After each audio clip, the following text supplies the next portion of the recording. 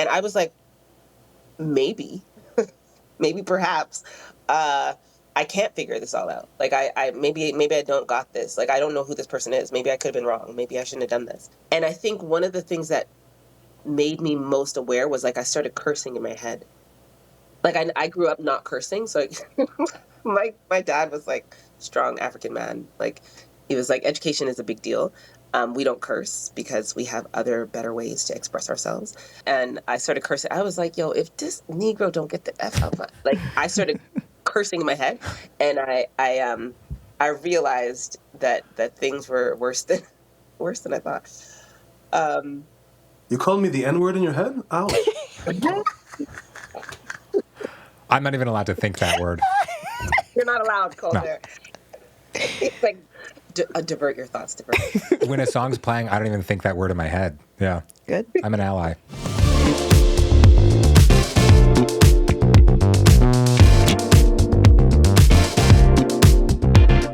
Welcome to Playing House, the podcast about keeping your relationship sexy and secure. My name is Kolter Bouchard. And I'm Dominique Bouchard, and we're a real couple having real conversations, inviting you in as our third. On today's episode, note cards.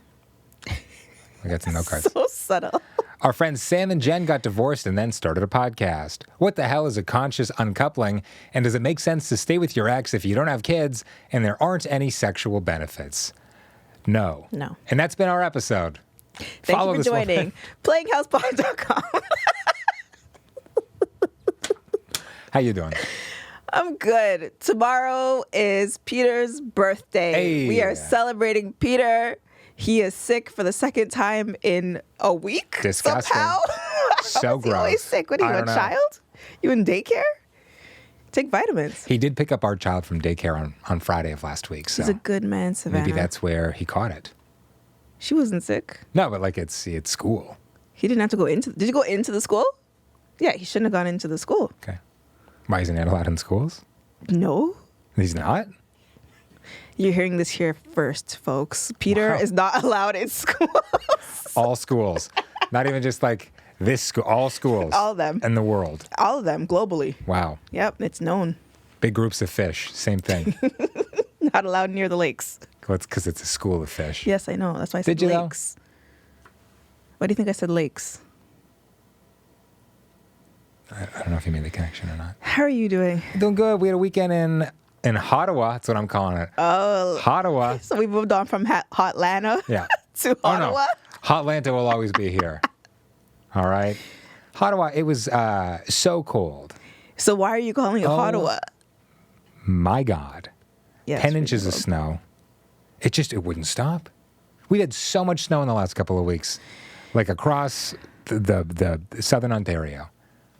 It's disastrous. Yes, it's pretty awful. They're estimating it's going to take at least 2 weeks to clean up all the snow, which is nuts because this is Canada where you're not anticipating We should be used to this. Where you're not anticipating the snow.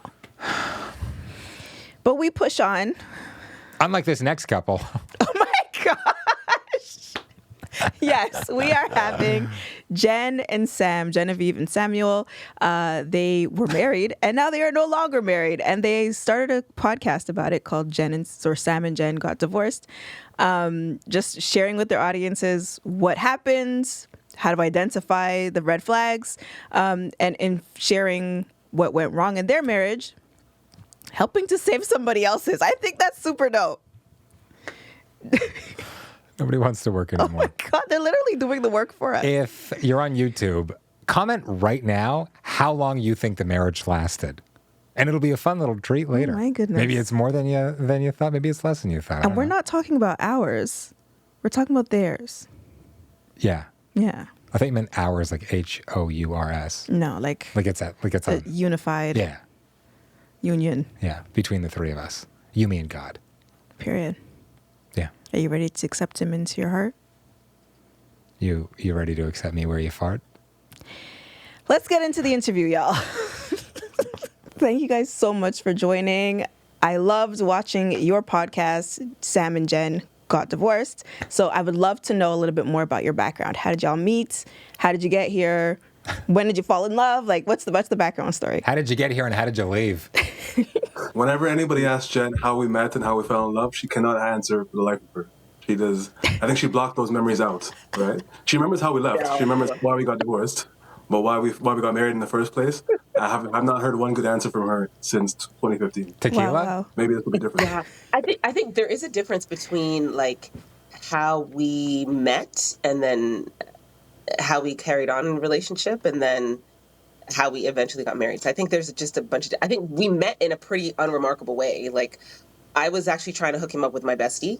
Oh, wow. So I was like, hey, how you doing? Hey, I was with my best friend at the time, and he was like, oh, this is my friend Sam. And I was like, oh, hey, Sam, how you doing? And I was like, I was like, she's quirky, he's quirky. I was like, okay, how old are you?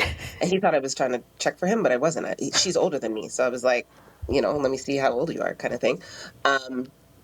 But yeah, I think eventually over time, like I saw that he was musical and creative, which I'm a creative at heart. And he was confident in his like quirkiness and his like weirdness. What did that look and I like? think he was just himself. Like he didn't care what anybody thought. He would like skip through the park. Like I have this memory of him, like on one of the first times we went out, we were downtown at the distillery district. And I mean, there's thousands of people there. And he was just like, let's skip. And I was like, two grown people skipping through, like, why are we doing this? But I think he just didn't seem to have a care in the world. And I was drawn to that because deep down, I think I struggled a lot with like wanting to be accepted, and yeah, I think he exuded that kind of confidence. Yeah, but when we met, I didn't like him at all. I wasn't trying to talk to him. My mind was elsewhere, and I was only talking to him because I thought he'd be good for my friend. So, But she ended up skipping in the distillery district. So right, I was. I mean, turns out he liked me, and so I was intrigued. I think I was just. I didn't like you then. You grew on me. I didn't. I mean. Well, I mean, whatever. You said I liked you first, so that's where That's what matters. that's where that happened. How did the friend feel? After the fact? Yeah, like you're trying to hook him up. Yeah, when you stole her man. He never knew. I mean, it didn't get that far. It didn't get that far to where I was like, oh, I met this guy. Like he'd be really good for you. We did talk about it after the fact. She was just like, yeah, no. But of course, in hindsight, everything's 2020. She's like, you'd have been through a whole bunch of stuff. Like, I don't want him. And I was like, well, obviously, that's not the way it would have played. And then, so how does that progress? Like, how does it go from frolicking in the distillery district to like, hey, maybe you want to hang out a little bit more. Maybe you want to move in. Maybe you want to like get married. No, it progressed very quickly. He was like, yeah, basically, I think you're great, and I think I could see you married to me. And I was like, I think about that. Yeah, maybe that could be a thing. And okay. None of that is how it happened. Oh, But let's give him his space then. From my perspective, I think Kolter, you were talking to me, right?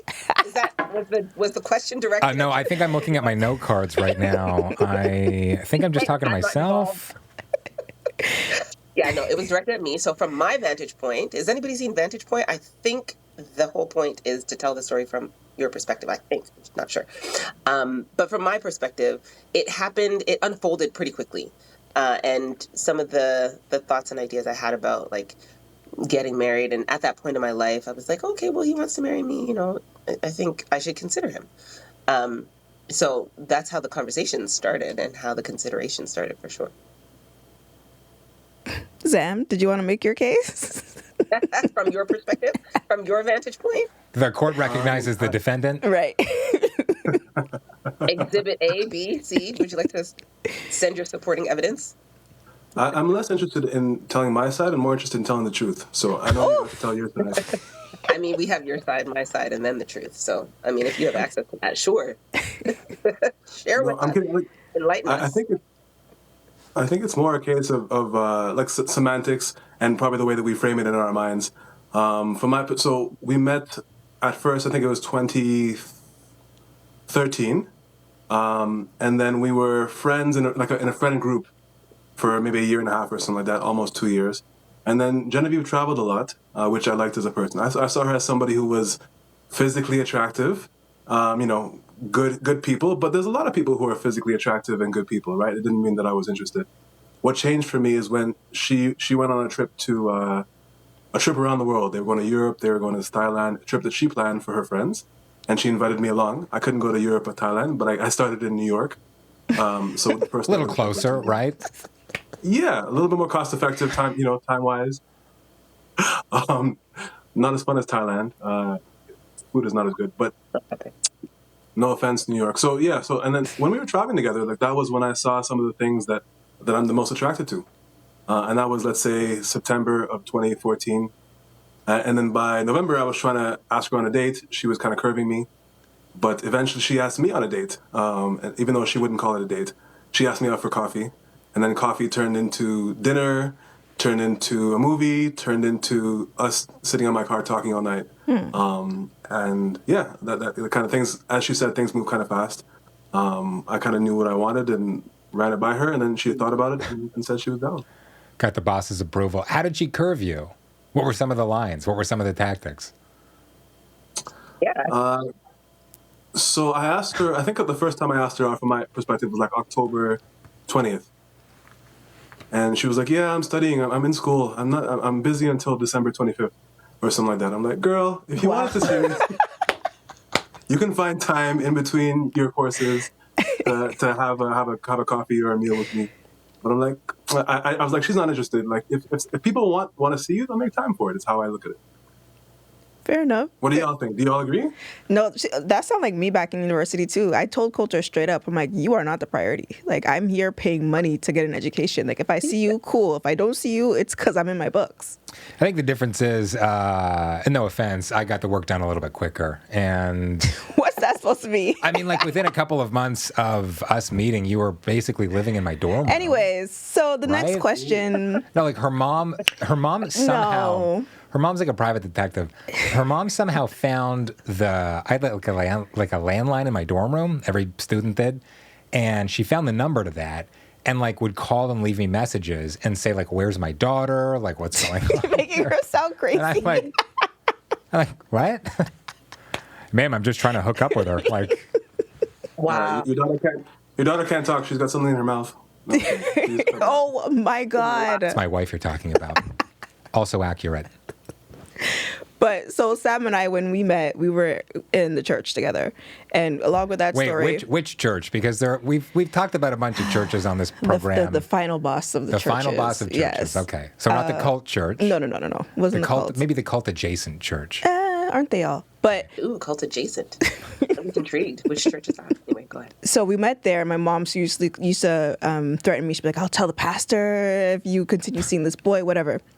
But I'm wondering, because I know that like church was a huge part of my life, at least when I was met Kolter, and I believe it was a huge. I don't know if it still is a huge part of your life currently. And I'm wondering if you went to premarital counseling, did all of that, because you mentioned things progressed really quickly. And I know that when I was learning about dating and marriage and all that stuff, it was about courting. There wasn't an idea of dating. It was go into it with the intention of marrying. So I'm wondering if that played a role in how quickly things progressed. I would say that it did. We did go to premarital counseling. I think for me it was more performative than anything else, just to say I did it. Nice, good for you. Take Because it that was something box. good to do. Yeah. Say again? Yeah, tick that box. Yeah. Because at the time, I mean, we're going to premarital counseling because we're planning to get married. So I had already made up my mind. I was like, we're getting married.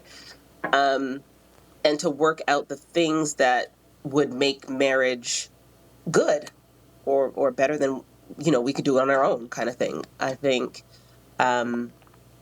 everything else that could possibly come up, and that did come up in premarital counseling, I was like, oh, we can figure that out later. And later came fast, but... What were some of those things, though? What were some of those things you're sitting in premarital counseling and the pastor or whomever's like, all right, so like, what if this happens? What if, like, we didn't have premarital counseling because we were 14 when we got married, but what are some of the questions? Like, what's the whole process like? Well, we had to fill out these workbooks and then discuss some of the questions. So questions about like family of origin, question about habits, question about value systems. And I remember as we talked about what we were filling out. Like we had homework and all that kind of stuff. I remember some of the things. I actually remember some of my feelings. And I never felt good. I felt kind of bad, like on the inside.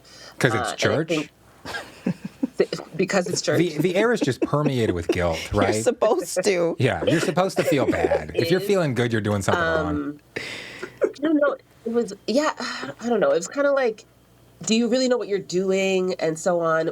But I think that was less of an issue, more so like the differences that we had, to me, just didn't seem important. It was like, okay, he's messy, I'm clean.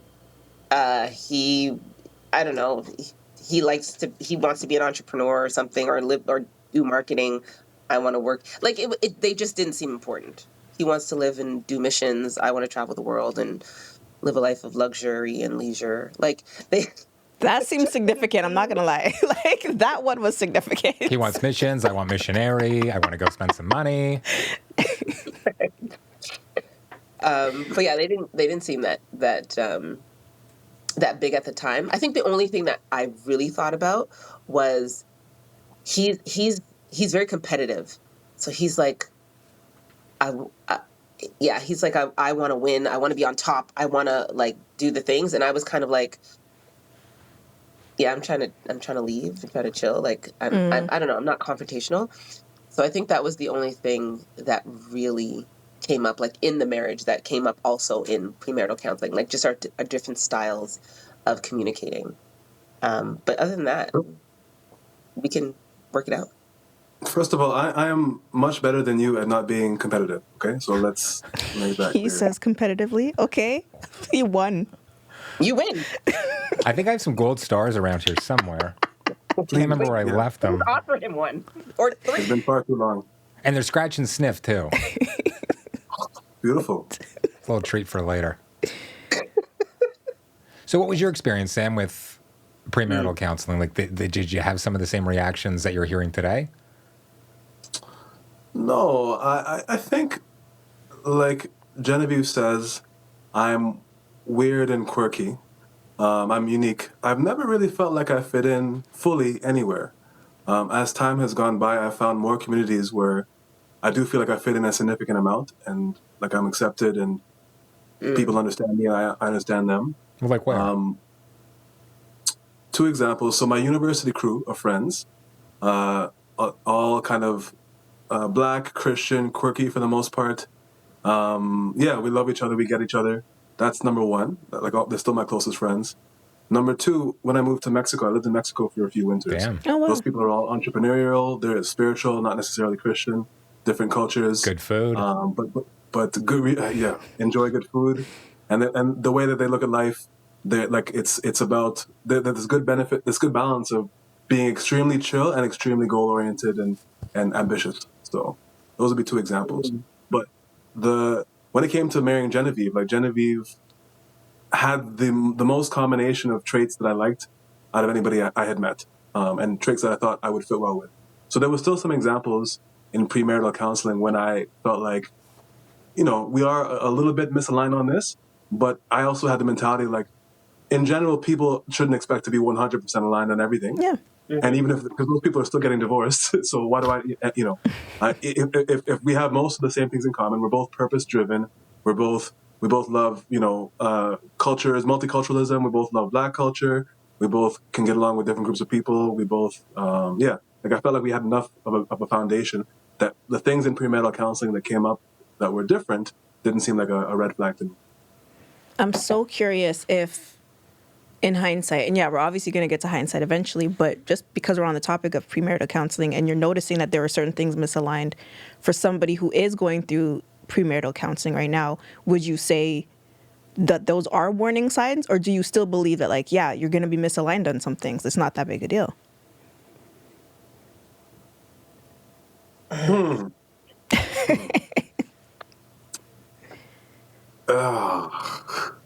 Yeah, that's It hard. depends on what the things are. It depends on what the things are.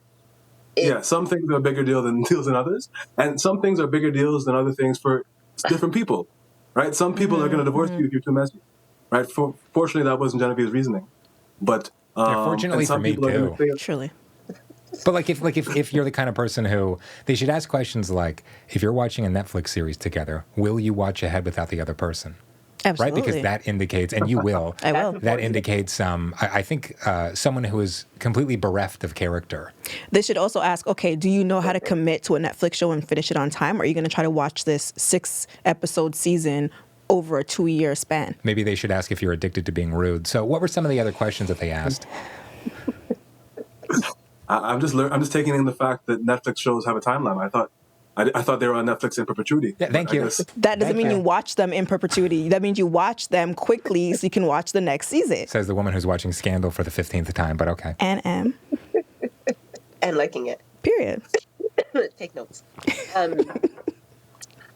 Yeah, I think those are all important questions. Are they make or break? Maybe not. I think they're important things to discuss. That's all. When it comes to things that are red flags, we're talking like secrets suck. Okay, secrets suck. Don't keep secrets, especially ones that you know are going to impact the other person or impact the other person's decision making. Okay. Don't keep those secrets. Like, just speak them out and let the chips fall where they may, type of thing. Other things are like mental health issues, obviously, behavioral issues. If you stink. I don't think that's, I honestly, I don't. They I actually didn't ask us that in premarital counseling, which I really wish they did. They don't have to. They can smell it. Oh my God. They just checked it off themselves without telling us. It's like, oh, God. All right. Pastor, Right. please tell him. Yeah, I think for us, we were super optimistic, like white girl in a horror movie type of optimistic. Because we were like in the church and prayer, covers everything, and we have God on our side. And so I think we took a lot of things for granted and just overlooked a lot of things that, we just thought prayer could fix and time would help us figure out. But stuff like behavioral stuff, like addiction stuff, secret stuff, trauma, past trauma stuff, sickness stuff, like don't, yeah. I think you said it really well. Like, if it's anything that's going to affect the other person's decision, they should definitely know, right? I don't know if I agree that there's still some things I think you shouldn't necessarily talk about to your potential partner about. Like, maybe ask your therapist first or ask your friends first, like get some advice. But most things you should talk about, and definitely anything that's going to be like pivotal as to how their life is going to be. Right? Well, things like what? Because we both see therapists and like. And have a shared therapist. What should I be? What should I be keeping between Gary and me? That's a good question, Sam. Yeah. So I mean, I've done a lot of addiction recovery work. Because a big part of why we got divorced, oh no, I'm spoiling the podcast episode, but part of why we got divorced was because I was dealing with addiction. And in addiction recovery work, they say that there are some things that you shouldn't tell your spouse or your partner because it's too painful. They don't have a framework to handle it. It's going to re-traumatize them on top of whatever trauma they're already experiencing or may experience. So those things you should say for your people who are trained and equipped to handle that information, for example. Yeah, but we're not talking about in marriage. We're talking about before. So we're talking about things that help people make those kinds of decisions as to whether or not they want to partner with this person. I think at that point is when the information can be shared. I don't think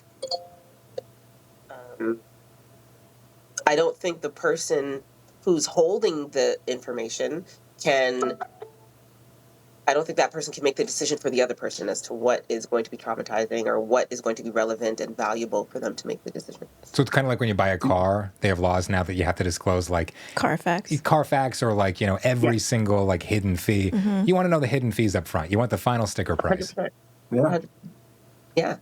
And then afterwards. Yeah, I agree actually. Like there are things that maybe once you're already partnered up that you might want to frame a certain way based on therapist advice. But yeah, on the front end, I think there still might be a question of how you tell them, but Yeah. Yeah. Oh my goodness. The how is 100%. And of course, do so, with tact and maybe even with your therapist's input. But yeah, no, I think you should definitely tell. Maybe get the therapist to do it for you, or like a singing telegram or something. Oh my Right? God. It's a little less awkward, and then it's a funny, cute story.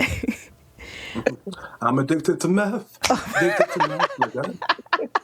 Listen, I take Vyvanse every day for ADHD. Is there much of a difference? I get mine from Shoppers. I guess that's the only difference. It's been on the street corner. Yeah, maybe a little bit of a difference. You should my do some insurance covers A/B testing on the podcast and let us know. Kind of, Listen, I want to thank both of y'all because like addiction and mental health and, just personal struggles, that's huge. And for both of y'all to be so vulnerable, to be able to share that, I really do appreciate that. Final question, I think, around background, knowing that the church, both of y'all grew up in the church and church was a big part of your backgrounds. I'm wondering how much that played a role in your marriage itself. Because Genevieve, you mentioned like you were super naive and you thought, well, we got God on our side. So what role did that play in the marriage itself? And I guess like the before and after. Yeah, I think church played a role in terms of shaping expectations. Like you get married, you stay married. And also you don't get divorced because that's a failure and God doesn't like that. So I think in terms of day-to-day like help and how to navigate the marriage, maybe not so much. I don't think I don't think church really did that except for provide the framing. Like this, you do this, you get married, you stay married. All the other stuff you like pray about somehow. Right. Did you resonate at all, either one of you, with the song "Church Girl" by Beyonce? Given your histories with the church. I don't know the song. Faces of confusion. Beyonce, though, you're familiar. Pretty popular singer. State, whatever it's called. Beehive, but I'll let that one slip. It's all right. Is it Beehive? Yes. I was like, maybe, yeah, I'll go listen to it. Yeah, speaking of addiction, Beyonce I'll tickets. let you know. I want to hear I'm Sam's. guessing you'll be in London this year. You're going to be in London? No, I think she's going to be in London Oh, at some point. yeah. Wait, the good London or our London? The good one. No, the good London. Okay, never mind. The real London. You always want to ask, right? I don't think she's going to be in our London. Yeah. To I be don't think she's honest. going to be in London. Sam, I'm interested. What role did religion, Christianity, the church, what role did it play in like the before and the after of your marriage? Like, let's say I wasn't Christian or religious at all. I might have just, put the moves on Genevieve, and then maybe we would have started, doing the deed, bumping pretties, and then maybe we would have moved in. Maybe I would have moved into her dorm room. Oh, sorry, I was older than y'all, and yeah, like maybe like my process would have been different.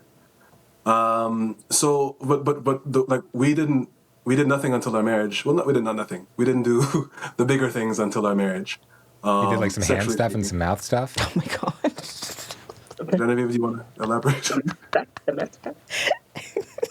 Everything but? Yeah, there was no P in the V until marriage. Okay. And Well, you shouldn't be peeing in there. Oh my God. That's kind of gross. I don't kink shame, but I not will supposed to kink be shame. in there. No, We you're actually not. had our This is the first thing about being in kiss on church. They don't tell you that. They never told us Yeah. where we're supposed to be. It's true, They told me. What school did you? Who raised you guys? Were you raised in streets, the madam. jungle? The streets. No, I knew it. We didn't kiss until our wedding day, and so that was, wow. I guess, maybe our ode to the church and to the purity movement and to I kiss dating goodbye and all that kind of stuff. So it definitely framed our behaviors, sexually speaking. Oh, wow. And I guess like the biggest difference might be we might have taken a lot more time. We got married within 7 months from the time we started dating, and part of that was there was many reasons for that. One reason was family planning. One reason was optimism, like Christian optimism. We're like, God will work it out. Like we'll figure it out. God, God will lead us. God will help us. Whatever may come, we can handle it together. That was at least my attitude, and we talked about that. That was our attitude at the time, and also sex. Like we wanted to have sex, and we didn't want to do it outside of marriage. So waiting 6 years didn't seem fun, at least for me and my little guy. So yeah, My little that guys was are a factor. wild. That might be the other reason the divorce happened, but he's like, I've got an innie. The little guy. I'm like, care to share more about the little guy? Yeah, that definitely. I don't think it was a factor for me, but yeah, I think overall it definitely shapes understanding about how to conduct the self. And then, of course, if you do certain things, like it's going to affect your marriage, and oh my God, you're planting seeds, and it kind of makes you scared. It's so interesting to hear that Why because wait? We have God, and like, yeah. The Bible even says explicitly, if you're burning, you might as well get married. Burning meaning sexually. Like if you're horny, What? might as well just get married. The Apostle Paul says that in the Bible. doesn't it say something about shrimp? I like a good shrimp cocktail. Yeah, like you're not I don't supposed think to we're eating eat shrimp. crawfish. Is that what it's called? I think You're that's missing out. their Bible. Listen, I have a completely different experience from the three of you, and so it's interesting to hear that. I went to Catholic school, and then So it wasn't that different, was it? well, but my family wasn't at all religious. It was Catholic school was closer. We were able to walk there, so that's something we went to. Your family was economical. Yeah, exactly. And so I have no relationship with the church, and so it's interesting to hear this, and it sounds like there's a lot of trauma. You know? That's if I'm taking one thing from this conversation, it's that there's a lot of trauma in the church. And listen, hopefully people are having a good experience, right? Hopefully we're having a good time. And I'm not trying to blame the church at all. I'm just, like I need to know this because I think yeah. there might be a difference between like church as an institution and its statutes and teachings, and then there's how you sort of play out and walk out your faith. And I think your own personal like belief system and relationship with your higher power, in my case, Jesus Christ, Lord and Savior. So I think we all have spirituality. We all have belief systems or what have you. And I think that amounts to like our faith, and it does shape what we choose to do versus what we choose not to do. But I think the church in and of itself has like a particular vibe to it.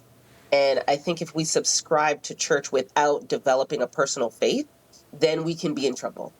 Because I think then it can harm us and our relationships, as opposed to, I think, what it's supposed to do, which is supposed to help us in our lives.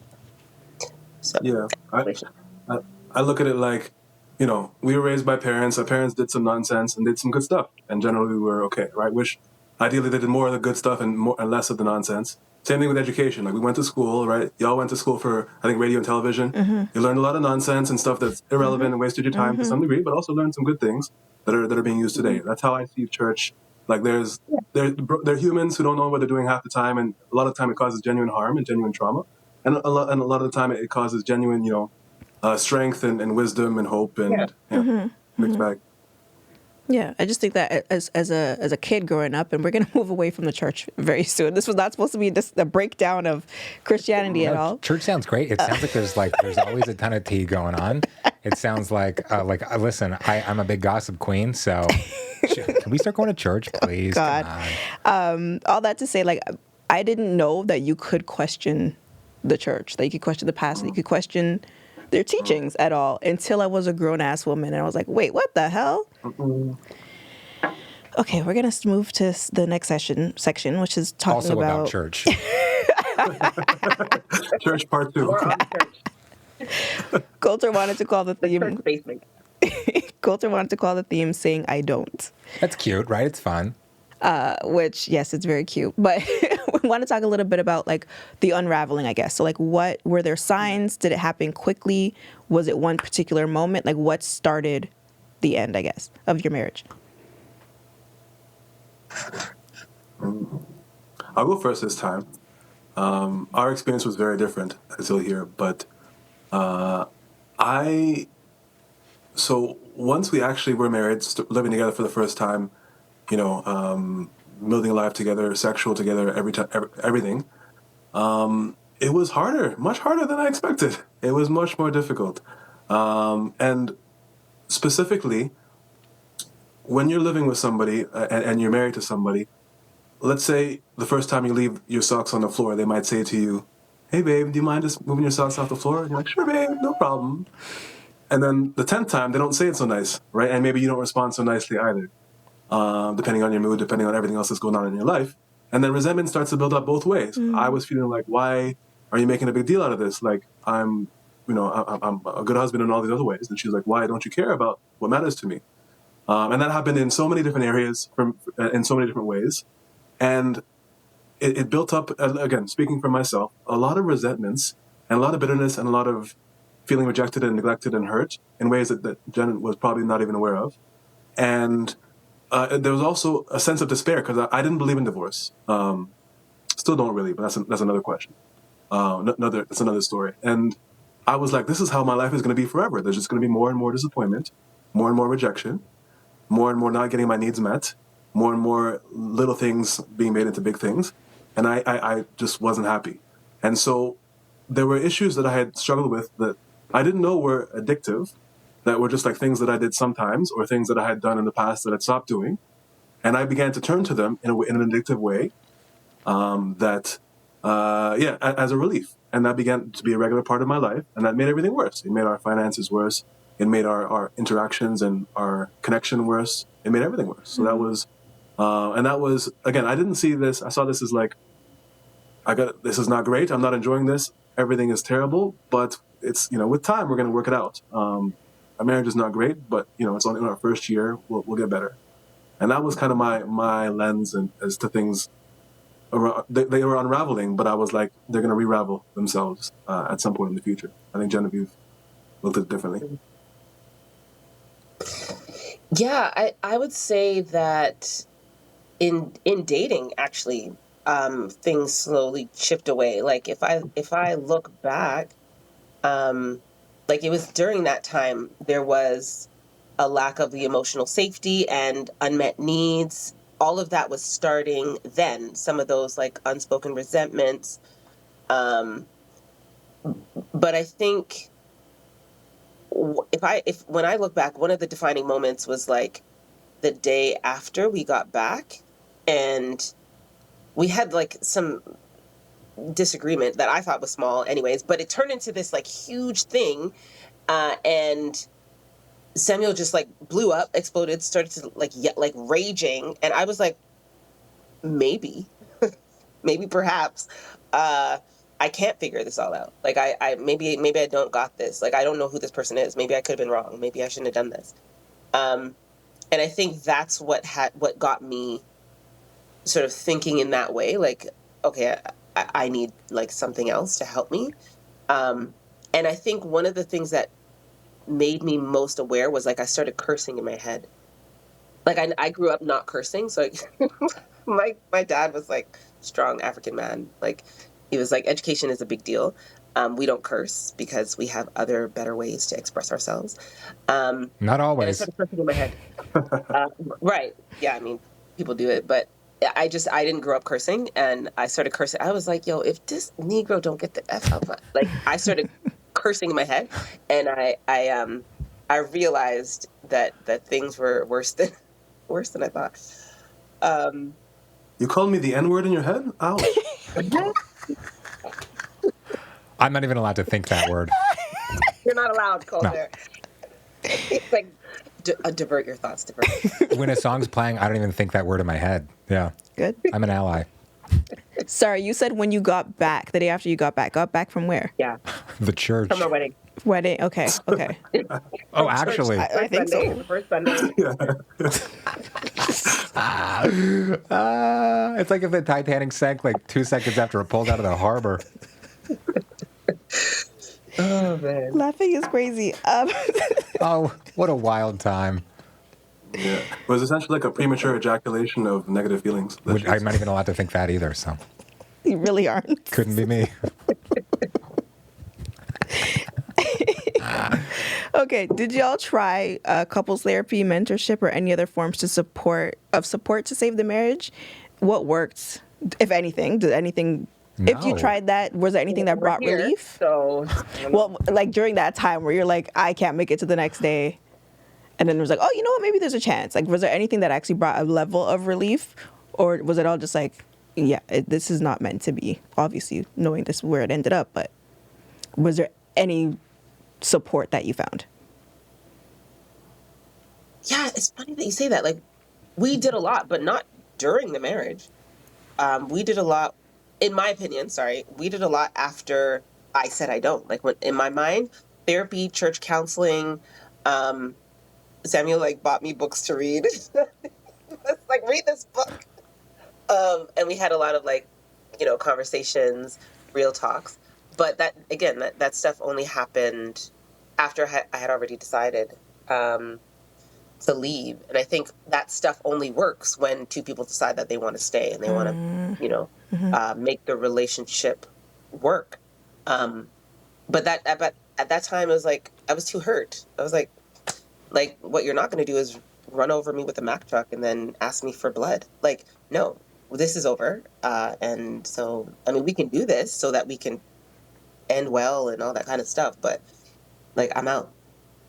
So, I think I think it does work for people. I'm a whole therapist now. I've seen it work for people, but it didn't work for us in that way because that's not where I know personally, like that wasn't where my mind was at.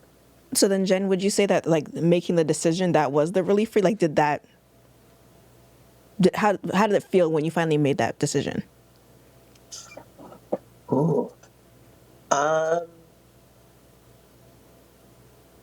Yeah, I guess it kind of felt like relief. I think maybe the relief came after. It was devastating. But yeah, I'd say there was relief there. What was that day like? Like you wake up in the morning, afternoon. I don't know what your schedule is like. I don't know if you do shift work or whatever, but like you wake up and is it something you've been thinking about seriously for a couple of days at that point? Is it more of an impulsive, like, I'm pulling the plug on this now, today? And then what is the fallout over the next few hours like? Yeah. So yes, I do remember the day. So anyway, we went through a lot in a marriage. We had our first year anniversary. We tried to make it special. We went away, did stuff and all this stuff. Came back and he stayed out all night. He had never done that before. And so in the morning when he came back, I was like, bruh, I don't even know what this means. First of all, we had all these agreements, like you don't sleep on the couch, you always sleep in the bed, and we make amends before we go to sleep and all these like things. And now you're just like gonna be out in these streets in the night? No. So I was like, yeah, you're gonna need to tell me what's going on. And then that's when, like when he told me what was happening, I was like, yeah, no, that doesn't work for me. So I remember that day, saying that I know that I'm leaving, that I'm not staying in the marriage, and I meant it. I don't think he thought that I meant it, but I meant it. And the rest of the day was kind of a blur.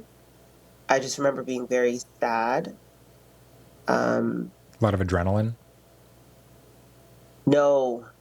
I was like sitting down just crying.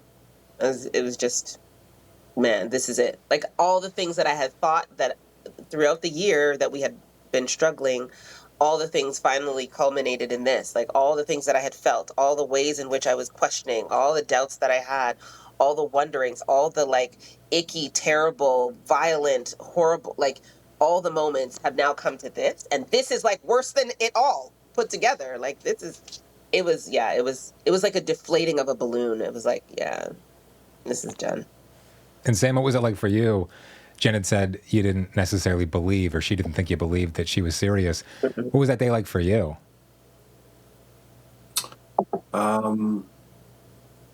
It was, first of all, it was very difficult for me to actually tell her what had been going on and what my struggles and decisions had been. I don't want to paint.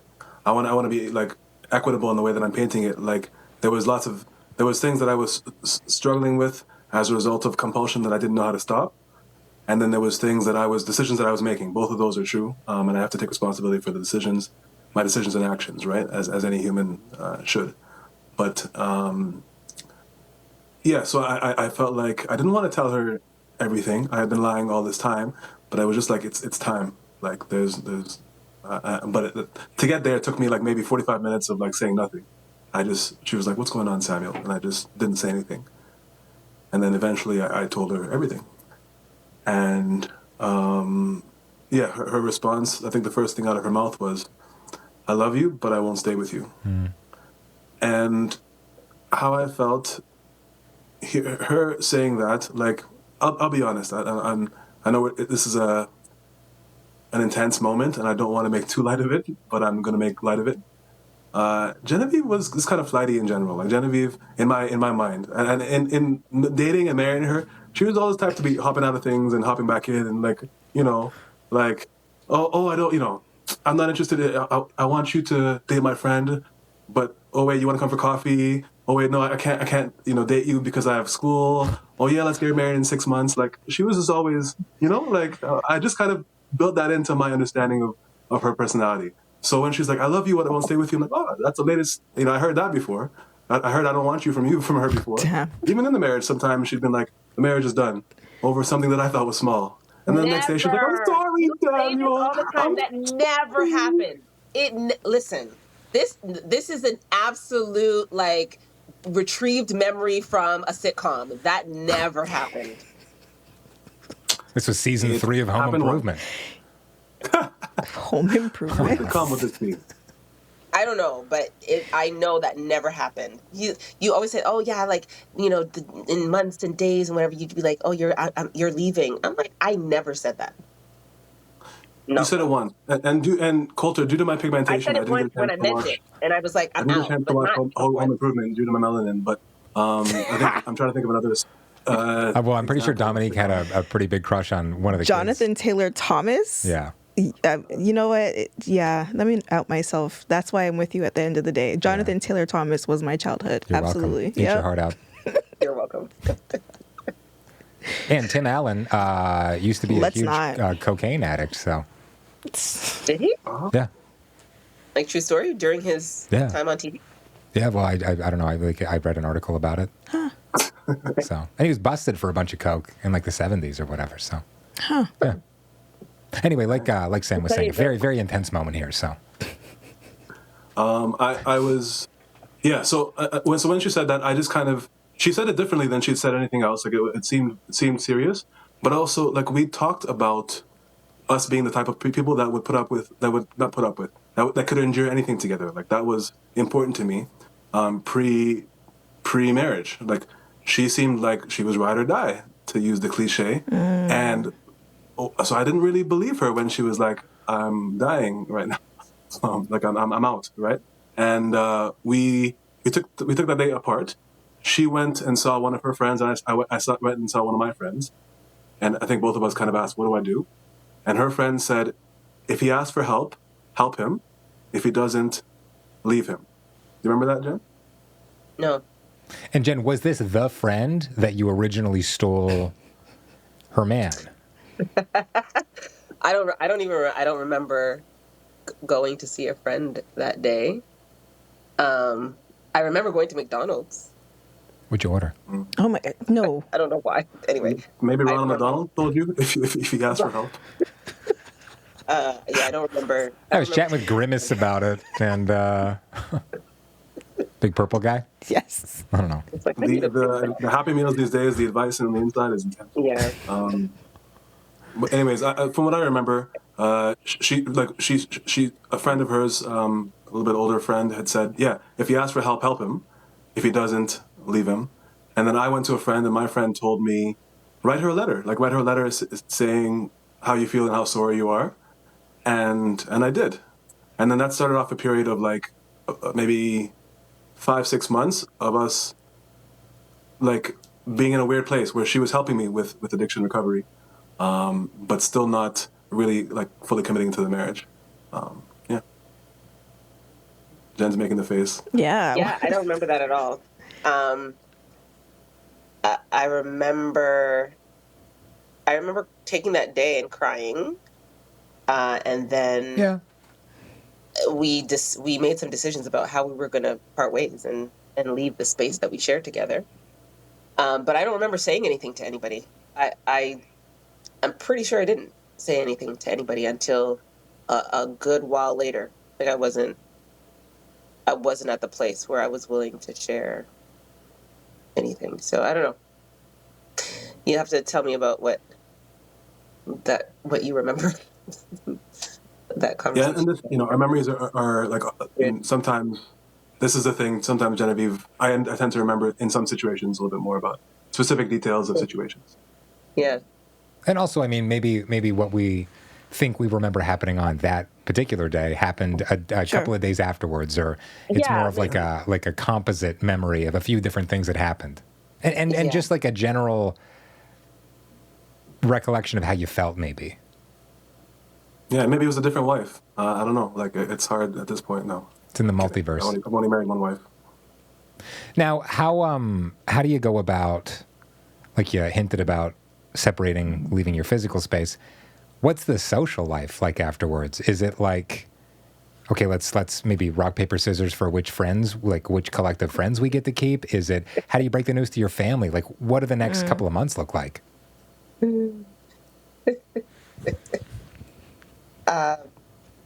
Yeah, we didn't do much of that. We didn't talk about any of that explicitly. I mean, at the time, I was just done. I didn't care what happened. I was like, you do whatever you do. I'm going to do what I do. I moved back to my mom's house. And from there, I didn't have any thought as to what he was doing. I was just going to live my life. Wait a second. Jen, are you saying, you remember the time when we were like, you were helping with addiction recovery, right? And we were living with addiction recovery. You helping me with, yes. So specifically, for example, there was a time, like for a few days or a few weeks, where you were with me 24/7 to make sure that I didn't do any of my addictive behaviors or actions. So we would drive together everywhere. Do you remember that at all? No, not at all. Do you remember going to addiction recovery meetings? I mean, I went to my own, but I didn't go to yours. But do you remember us spending time together? Like I moved into your mom's house with you. Do you remember that? I remember you being there. Yes. So this was after like the lease was up, and I remember we stayed until the lease was up, and then I moved back to my mom's. I don't remember you living there, but you would come from time to time. Yeah, I don't. Anyway, you tell me about your memories because I don't remember that. So there was a period. So the day that she's talking about was July 20th, 2016. That was our anniversary was July 18th. July 20th was when I stayed out all the night on the 19th. Came back. We had the conversation on the 20th, and then from July 20th to October or November, we essentially lived mostly in the same places. We'd agreed to move into her mom's place, so we moved into her mom's place for a bit. And then we had agreed to take over our friend's house and children for I think a month or 3 weeks. You can do that with kids? Wait. Yeah. Yeah? I remember that. They were traveling out. Go ahead, Jen. My god kids, their parents were going on vacation, and so they were like, hey, can you guys come stay at the house and take care of the kids? I was like, yeah, sure. So I do remember that. Which sounds hellish for most people, but I guess you're like, this is actually better than what I've been dealing with. No, but well, of course, like I was already. I mean, the marriage was over, but I mean, Samuel's a cool guy. I mean, he was my friend first, so I was like, okay, well, I mean, you deal with what you got to deal with, but we can be cool. But like in my mind, those memories were more associated with, or more attached to like the after, right? So it's like before the conversation, after the conversation kind of thing. So I hadn't, I don't know, when you're helping with addiction recovery, I'm like, I didn't, in my mind, I wasn't helping you with anything. I was just like living my life and trying to do my own, sort of healing process. But yeah, I do remember those times. And we went on vacation. I think we went to like Iceland or something. And you were like, oh, can we still go? And I was like, sure, why not? But I in my mind, I wasn't married to you. I was like, okay, cool. Iceland does look pretty cool, though. It does. You know, It was amazing. they got the the Northern Lights. You probably saw those. We didn't. We went in November. No. They're usually out like in March. Damn. March-ish. Yeah. I think Terrible what timing. you're seeing as well is that like Genevieve had made a decision internally, and I wasn't inside her head or her mind, so I was seeing things differently. So even though maybe we were spending time together, I was processing it as this is rebuilding or help, and she was like, I'm going through some emotions. Like we went to counseling after that time. We went to like church counselor. We went to therapy. We went to see a number of different. And in those times and meetings, we were like, how do we end well? How do we, create the plan for separation? How do we, how do we make sure that this is a cool, like not cool. Sorry, I should say that. How do we make this sure a banging time between a couple of buds? Maybe we go on a road trip to Iceland. Get some kids, yeah. And then... How do we make sure that we divorce well? Like that was really the gist of the conversations that we were having. Like, if you guys know Samuel presents very well. So he would say stuff in therapy and whatever, and I would just roll my eyes and just be like, okay, whatever. Like at the end of the day, we're just trying to figure out how to separate and keep our minds intact and our emotions intact. Like that was where we were at, and that was the premise of like our therapeutic journey. So I wouldn't say that's where we were at. I would say that's where you were at. I think we both were. It sounds like we were having two different conversations. Like you were there. I disagree. Okay. From your vantage. Like for example, I'm sorry, are we taking over your? I don't want to take over your y'all are the facilitators. No, it sounds like they're getting divorced all over again. This is great. This is the first couple to get double divorced without getting married in between.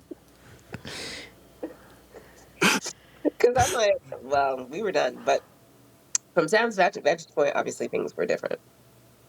Yeah, the only thing I'll say about it, well, not the only thing, I'm sure I'll say more as you ask my question. Therapeutic separation. We agreed to a therapeutic separation, and from my perspective, we were separating temporarily, therapeutically, to figure out what do we need to work on, how do we heal, how do we get healthy. To me, that was different than a separation leading to a divorce. But my perspective was, we didn't know after the therapy, would we get divorced or would we not? Who would we be after we had been healthier and more healed, more whole, separately?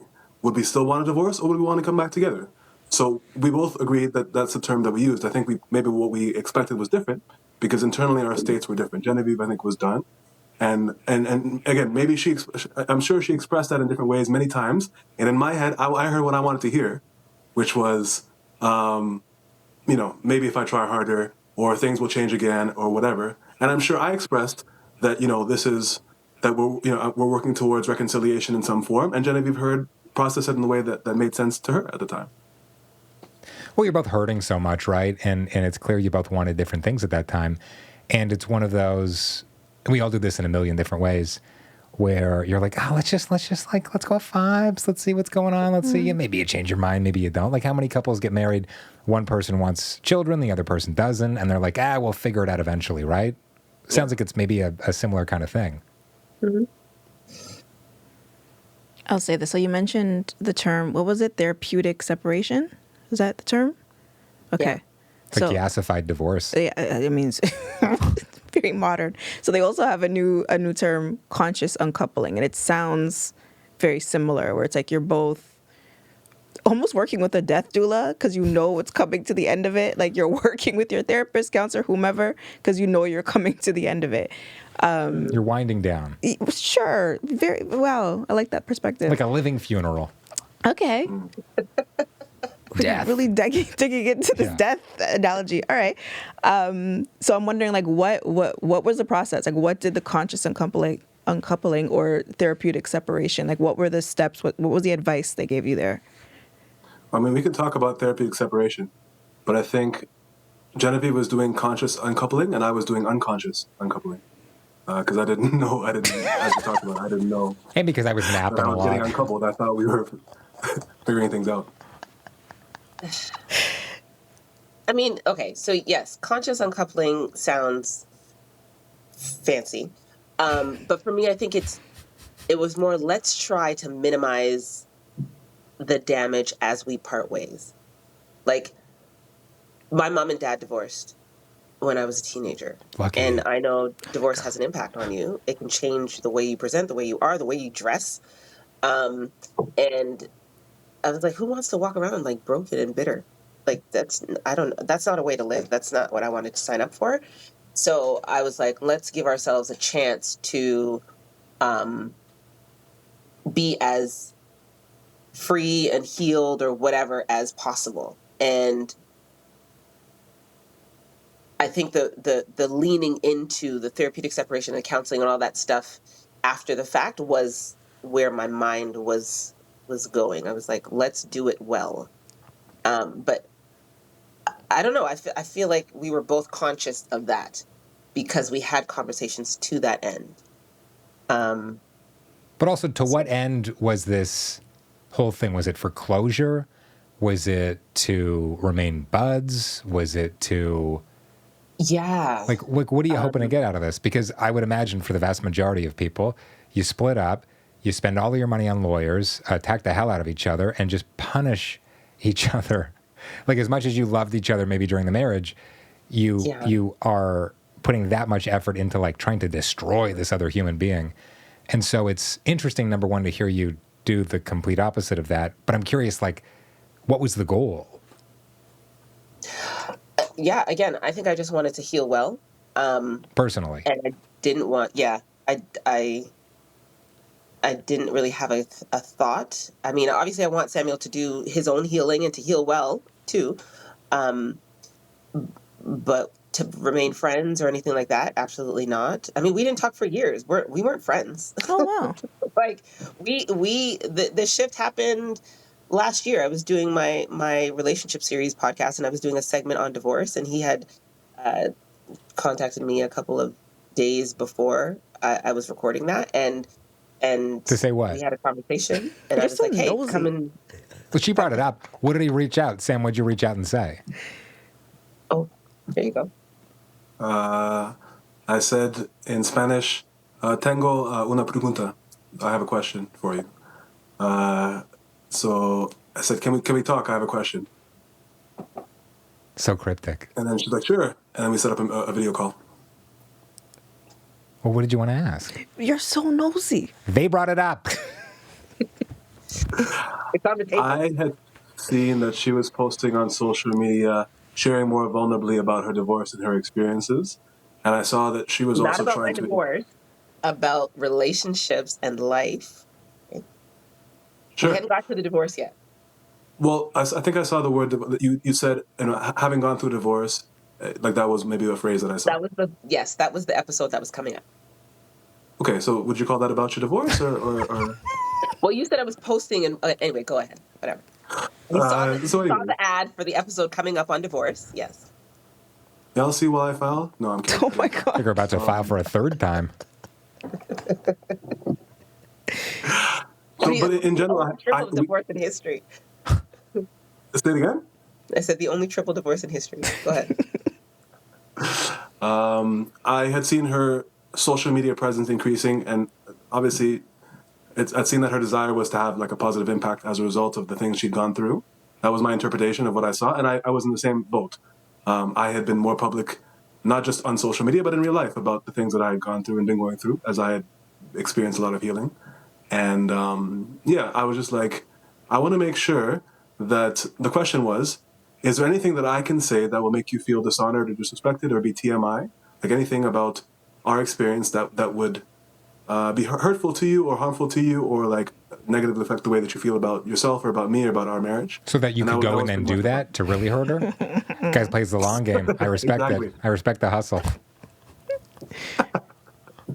I didn't think that. My mind didn't go that way, Kolter. Now you do. You and I got to talk after this. Stay toxic, kings.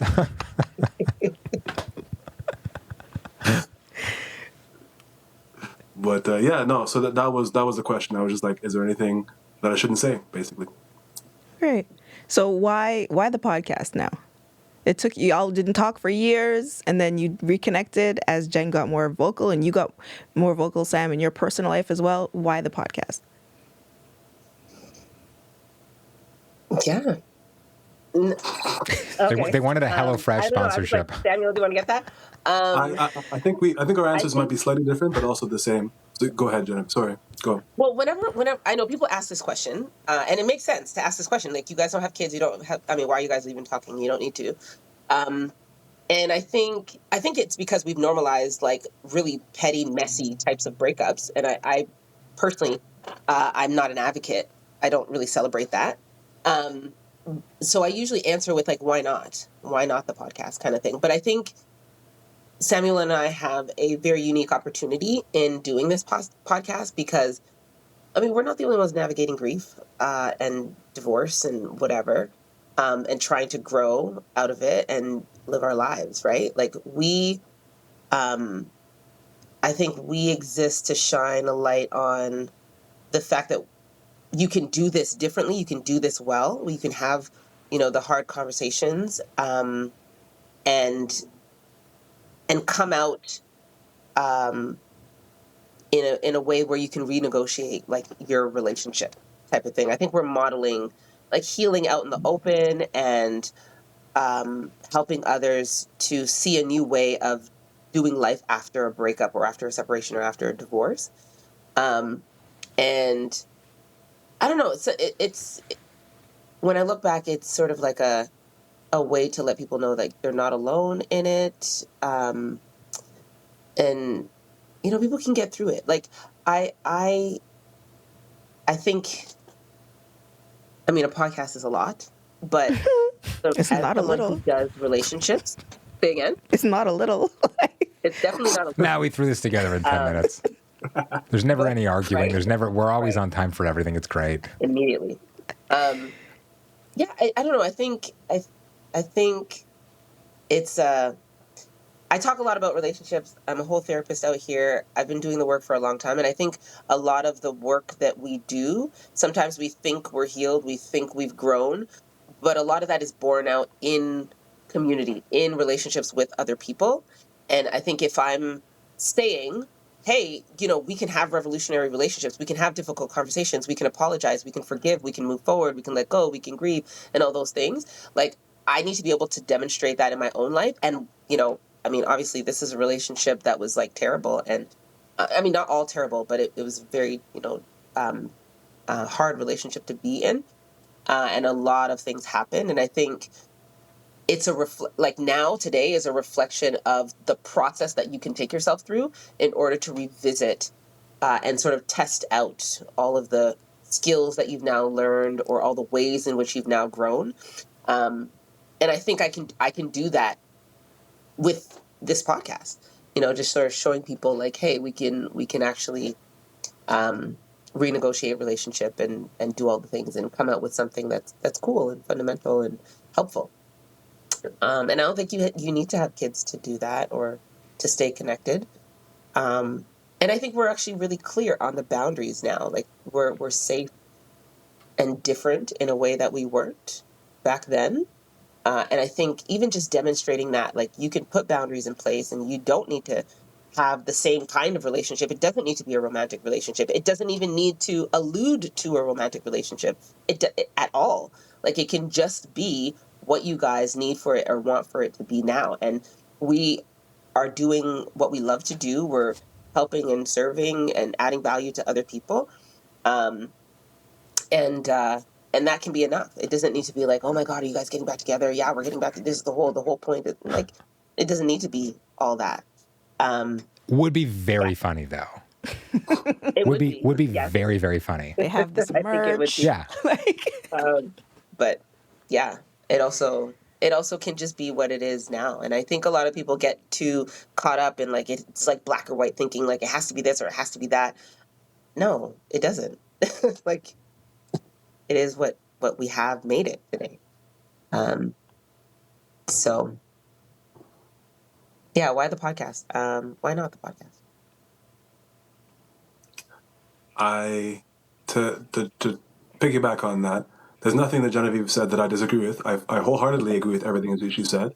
But a few additional reasons for me. Both of us, when we got married, part of why you only hear one perspective. And as you can see from this podcast, there are two sides to every story. Both perspectives are valid. And together is where you get the fuller picture. Together is where you get the most value from our perspective. So understanding that, like, 3 years ago, maybe we couldn't have done this. Maybe we weren't ready.